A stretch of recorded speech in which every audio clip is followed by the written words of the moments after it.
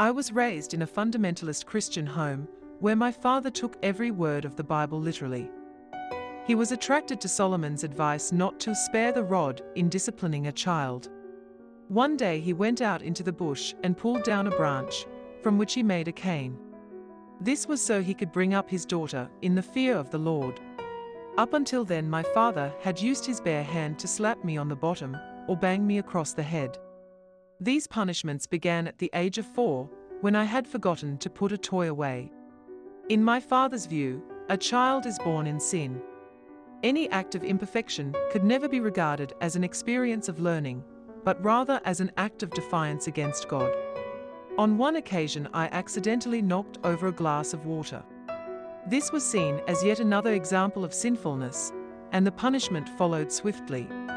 The church we attended had an annual egg Sunday, where people would take the eggs their hens had laid, so they could be given to the poor.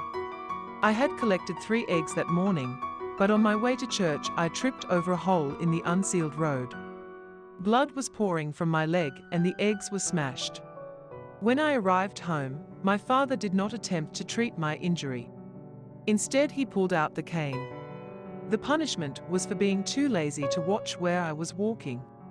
I expected my father's behavior to cease when I became a teenager, but as far as he was concerned, as long as I was under his roof, he had the right to discipline me in any way he chose. The beatings continued into my 20s, so I had no choice but to leave home, never to return. Do you think corporal punishment is ever justified, and if so, at what age should it be administered, and what form should it take?